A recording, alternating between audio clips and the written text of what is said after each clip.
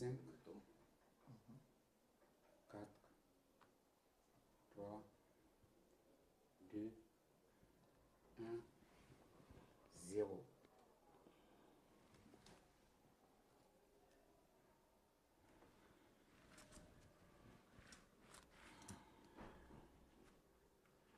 Bonjour, chers journalistes.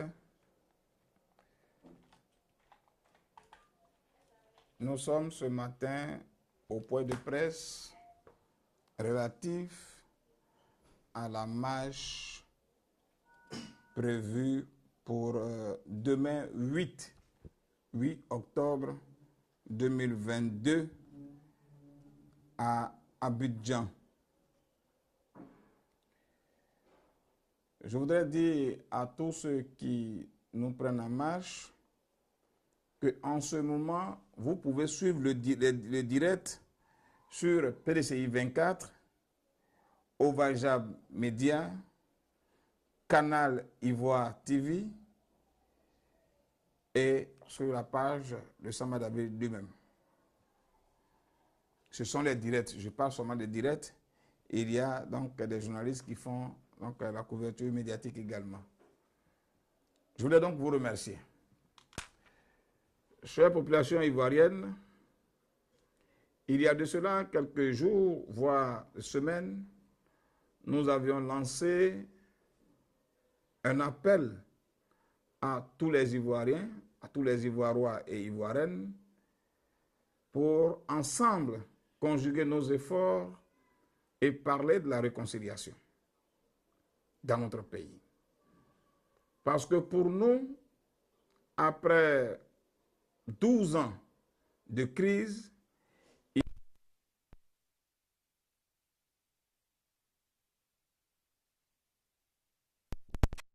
dans notre pays, que nous parlions encore de détenus politiques dans notre pays, que nous parlions encore d'exilés dans notre pays.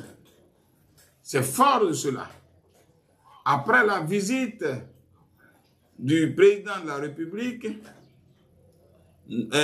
visite rendue au pape, que nous, société civile ivoirienne, avons saisi l'occasion pour emboîter le pas au président de la République en lui demandant de finir avec le passif de la crise post-électorale qu'a connue notre pays. Nous voulons que notre pays, la Côte d'Ivoire, reste et demeure l'un des pays les plus grands par sa justice, par sa stabilité, par sa réconciliation, par la cohésion sociale. Aujourd'hui, après 12 ans, nous constatons qu'il y a encore des détenus politiques, des détenus d'opinion, des exilés, des Ivoiriens qui sont encore en exil, qui ont certains leur passeport, qui ne peuvent pas venir dans leur pays. C'est pour tout ça que nous avons appelé à une marche c'est-à-dire demain, samedi 8 octobre, à Cocody. Dans cette semaine, qui est la semaine décisive, nous avons eu des appels.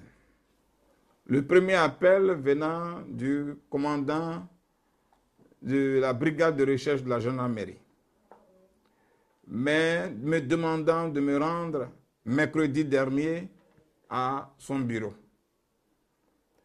Vu donc l'indisponibilité de mon conseil, donc de mon avocat, Maître Ouraga, que je voudrais donc saluer au passage, qui a signifié sa présence à mes côtés pour cette audience, cette audition, pourquoi pas, à la gendarmerie, à la brigade de recherche.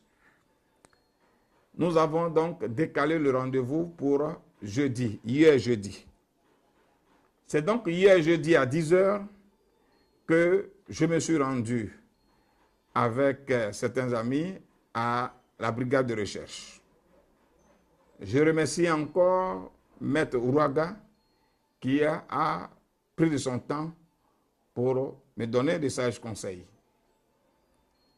Nous avons été reçus, donc, j'ai été reçu en aparté par le commandant de la brigade de recherche qui, après lui, m'a donc conduit dans le bureau, dans les locaux du commandant supérieur de la gendarmerie. Le commandant supérieur de la gendarmerie. Arrivé là, il était accompagné, le commandant supérieur de la gendarmerie était accompagné du commandant de la brigade de recherche et de son cabinet. Nous avons parlé plus d'une heure de la marche. La question a tourné autour de la sécurité. Selon eux, notre pays serait aujourd'hui dans le viseur d'un certain, d'après eux, d'un groupe de déstabilisateurs qui voudraient se saisir de cette marche du 8 pour infiltrer cette marche-là. Pourtant, cette marche n'était pas une marche éclatée. C'était une marche pour laquelle l'itinéraire a été donné. Nous avons dit dans les courriers adressés aux NOS apostolites et à monsieur le préfet de région d'Abidjan que nous partirions du carrefour de la Banque mondiale à la résidence du NOS qui est juste après la résidence du président Bédié. Donc, à quelques 100, 200 mètres, il était facile d'encadrer cette marche-là. Nous ne voyons pas en quoi est-ce que cette marche qui est définie sur un trajet bien défini puisse encore susciter autant d'engouement pour que ça ne soit pas cette fois-ci la police qui soit en première ligne de sécurité, mais que ce soit aujourd'hui la gendarmerie qui me reçoive, qui plus est le commandant supérieur de la gendarmerie qui me reçoive et qui me parle de la sécurité de notre pays. J'ai donc vu la gravité de la chose. J'ai donc vu combien de fois notre pays, depuis l'avènement Ouattara, a réservé le droit de marche et de manifester à un certain groupe de personnes. Parce que si j'ai bonne mémoire, en Côte d'Ivoire ici, si je peux compter les marches qui ont eu lieu, il y a eu la marche de 2020 qui était une marche de soutien à la candidature du président Ouattara. Il y a eu la marche qui était la marche pour huer le président Charles Konan Banny quand il a manifesté sa volonté de quitter CDVR. Et il y a eu des marches pour dire non au président Bédié quand il a décidé de quitter le RHDP. Voici les marches qui ont été autorisées en Côte d'Ivoire ici depuis sous Ouattara. À part ça, même quand on coupe l'eau dans les quartiers, il est interdit même aux populations de se manifester, de se prononcer. Voici, avec cette histoire de cherté de la vie, toutes les marches de dénonciation que nous avons projetées ont été interdites sous prétexte que non, la situation n'est pas favorable. Mais la situation n'est favorable que quand il s'agit des proches du pouvoir. Il y a donc un problème.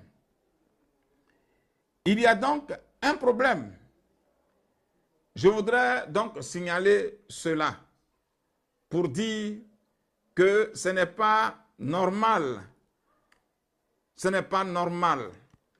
Parce qu'aujourd'hui, la République vit sous la peur. Sous la peur. On ne peut plus se mouvoir. Tu n'es pas d'accord. Tu dénonces, même en tant que syndicaliste, des syndiqués sont jetés en prison. Des professeurs sont arrêtés, jetés en prison parce qu'ils exercent un droit de travail. Parce qu'une grève est un droit légal. Alors je ne vois pas pour une marche dite de la réconciliation pour demander que le président libère combien d'années après ces détenus politiques-là. C'est la gendarmerie qui va nous recevoir, qui va nous parler Bon, c'est pas intéressant. Nous sommes dit quoi? Après la rencontre des trois grands, il n'y avait pas de raison qu'il y ait encore des prisonniers politiques dans notre pays. Le président Gbagbo lui-même l'a dit et il se tape la poitrine. Il dit c'est moi, c'est à cause de moi que ces personnes-là, ces soldats-là ont agi, qui sont aujourd'hui en prison. Je suis en liberté, je cause avec toi. La preuve, son argent a été dégelé. Lui-même, on lui donne une grâce présidentielle. Mais ceux qui ont agi en son nom, qui sont là-bas, ils font quoi? C'est une logique. Pour nous, ils sont pris en otage. Ils sont pris en otage. Bon, on dit tous ceux qui sont là-bas, on va libérer deux. On libère le général, l'amiral Baba Fossegnon, et on libère avant-hier Abbaye. Mais il y a encore des gens qui sont là-bas. Donc, pour libérer l'humeur, ce sont les humeurs du président Ouattara quand il décide, bon, aujourd'hui, il faut libérer deux, ou il faut libérer trois. Ce n'est plus une question de droit.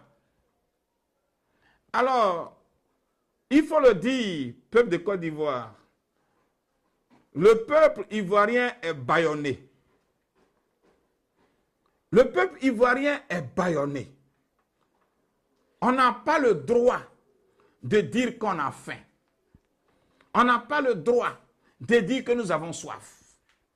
Nous n'avons pas le droit de dire que nous avons mal ici. Nous n'avons pas le droit de dire qu'on nous vole. On doit tout assumer. On doit tout accepter. On doit tout regarder. Parce que tous les instruments de l'État sont devenus des bâtons à chicotte contre toute personne insoumise. Notre armée est devenue une chasse gardée pour l'exécutif qui l'utilise contre le peuple de Côte d'Ivoire. Notre administration également. C'est un problème. C'est un problème. De quelle démocratie parlons-nous? Après 12 ans de pouvoir, il n'y a jamais eu une simple manifestation citoyenne pour dénoncer quoi que ce soit. Toutes les manifestations qui visent à dénoncer une situation sociale, fût-elle minime, est réprimée. Est réprimée automatiquement. Et ça, nous ne saurions vraiment l'accepter. Nous ne saurions l'accepter. C'est à ça que j'ai assisté hier impuissamment. Et on me dit même que si jamais je m'entêtais, je serais responsable de tout ce qui adviendrait si jamais je m'entêtais.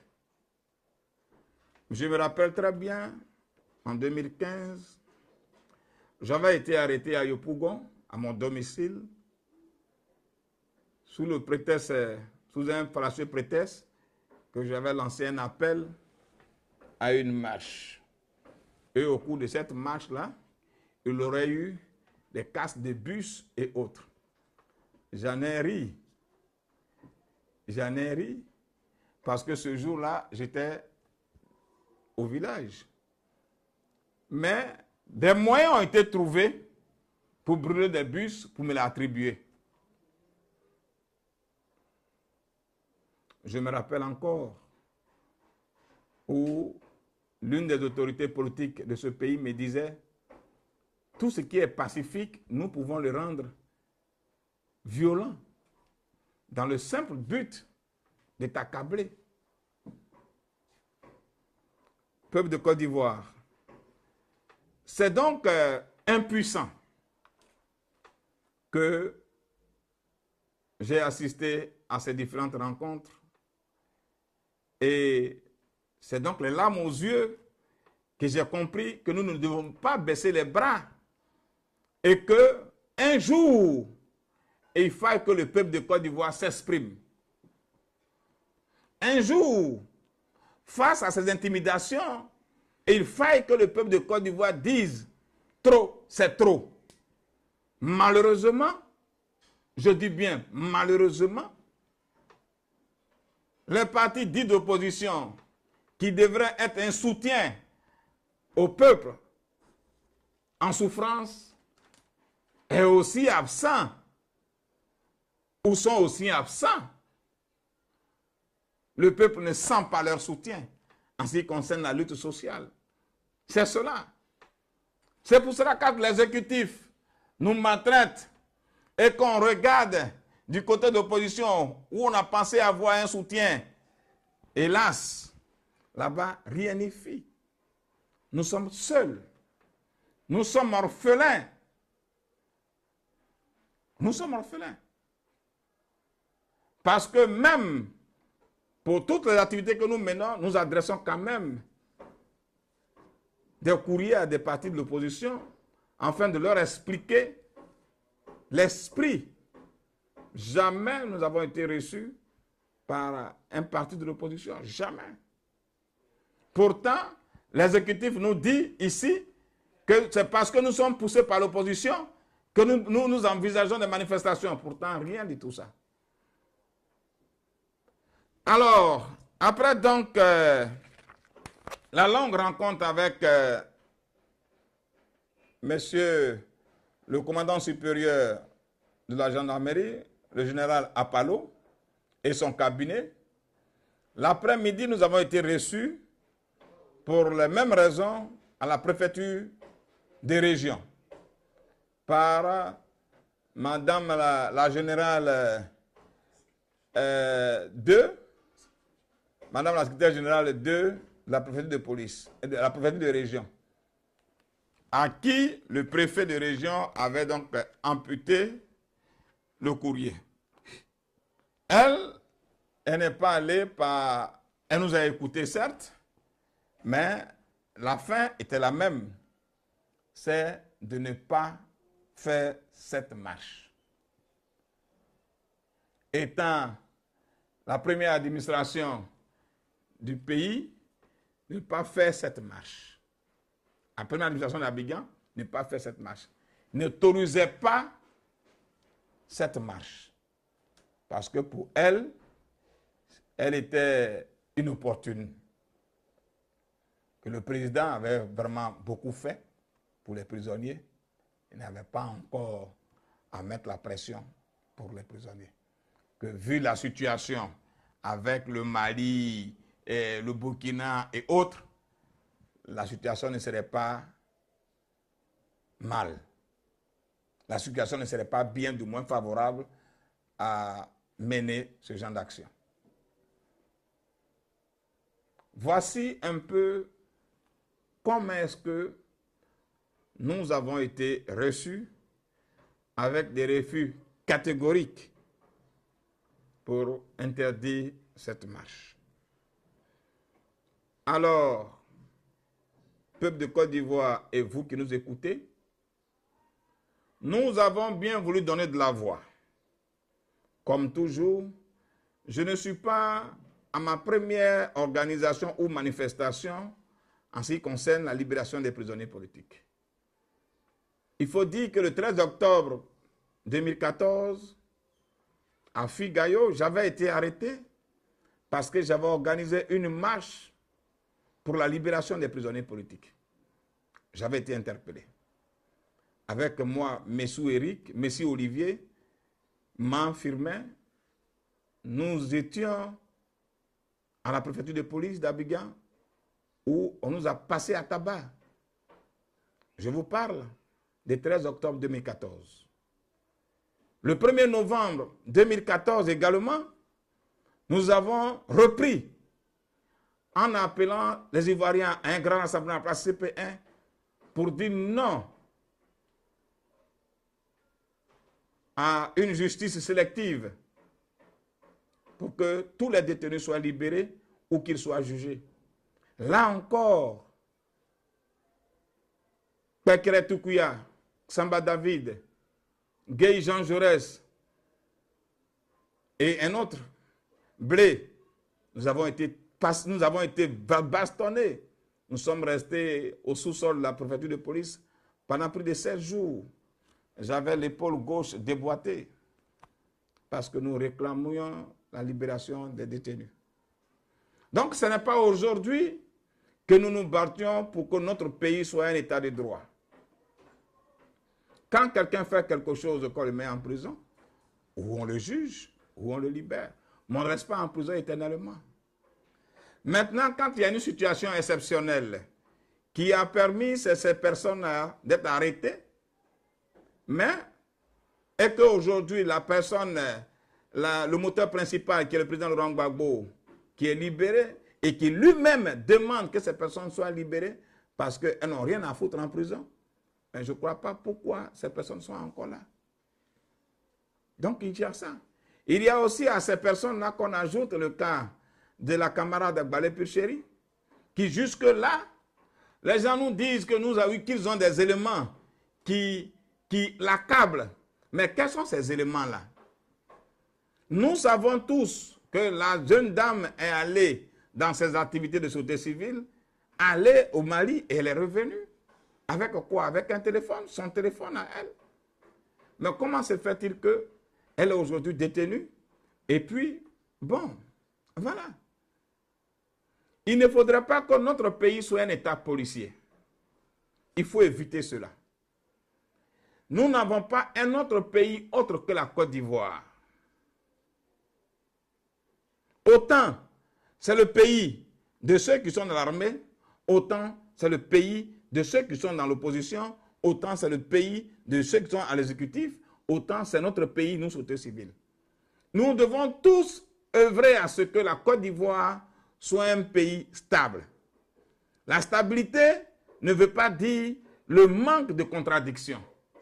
La stabilité ne veut pas dire le manque de vision contraire. Mais ici, dans notre pays, toute voix qui se lève pour dire non est taxée d'une voix déstabilisatrice. Toute voix qui se lève pour dire non est taxée d'une voix qui voudrait déstabiliser la Côte d'Ivoire. Ce n'est pas ça la démocratie.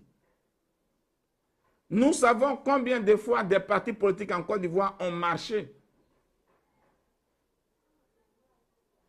Aujourd'hui, depuis 12 ans, aucune manifestation sociale n'est permise dans ce pays. Et ça fait pitié. Pendant combien de temps allons-nous rester donc silencieux face à ce bâillonnement? Parce que c'est un bâillonnement. C'est un bâillonnement. Je voudrais donc remercier tous ceux qui sont restés mobilisés, tous ceux qui croient en la lutte en Côte d'Ivoire, tous ceux qui reconnaissent que si aujourd'hui des pays sont restés aujourd'hui vraiment pays de démocratie et de paix, c'est parce que hier, ces pays-là ont été privés de tout et les citoyens se sont levés un matin pour mettre fin à cela. Je crois à ce jour-là. Je crois à l'avenir de mon pays. Je crois à la détermination de chacun et de chacune. Ce moment, Dieu le permettra un jour. Pour l'heure, je voudrais, avec un pincement de cœur, dire à tous les Ivoiriens et à toutes les Ivoiriennes, à tous ceux qui étaient mobilisés à participer à cette marche, de surseoir à cette marche aujourd'hui. De surseoir à cette marche et que nous n'allons pas, et ça n'a jamais été mon intention, de braver nos autorités, de faire un bras de fer avec notre armée. Je n'ai pas ces moyens-là. Je ne voudrais pas être responsable de tout ce qu'ils sont en train de préparer dans l'ombre. Je dis, et je dis devant tout le monde ici, je vous prends en témoin. Je prends en témoin l'opinion nationale et internationale que la marche, le mot d'ordre de marche qui avait été lancé il y a de cela quelques jours, est donc suspendu sur le territoire national. Cependant, je félicite donc tous les Ivoiriens et Ivoiriennes qui vivent à la diaspora, qui, par leur détermination, ont pu obtenir des autorisations à manifester sur ces terres des droits de l'homme. Je leur demande d'être déterminés. Et je sais qu'un jour, leur détermination fera de nous, de notre pays, une Côte d'Ivoire nouvelle. Continuez à marcher à travers le monde et expliquer au monde entier ce qui se passe en Côte d'Ivoire. Votre peuple, le peuple ivoirien, compte sur vous. Nous comptons sur votre détermination et nous comptons sur votre grandeur. Car chez nous ici, la voix de protester nous a été arrachée. La voix de parler nous a été arrachée. C'est avec le pincement au cœur que je vous lance ce message. Je vous remercie, peuple de Côte d'Ivoire, vous tous qui nous écoutez. Que Dieu bénisse notre pays et qu'il nous donne la force un jour de nous lever et de nous libérer totalement de ce bâillonnement. Car sans contradiction, sans point de vue contraire, sans vision nouvelle, il n'y a pas de démocratie. Vive la Côte d'Ivoire, pour que vivent les Ivoiriens et les Ivoiriennes partout. Vive tous ceux qui sont en prison, pour que vive notre pays. Et je crois qu'un jour, vous serez libres et vous serez avec nous. Courage, Balé Purchéri. Courage à vous tous qui êtes là-bas. Nous ne baisserons pas les bras. Un pas en arrière n'est pas synonyme d'abandon. Nous n'abandonnerons pas. Je vous remercie. Vive la Côte d'Ivoire. Que Dieu vous bénisse. Merci.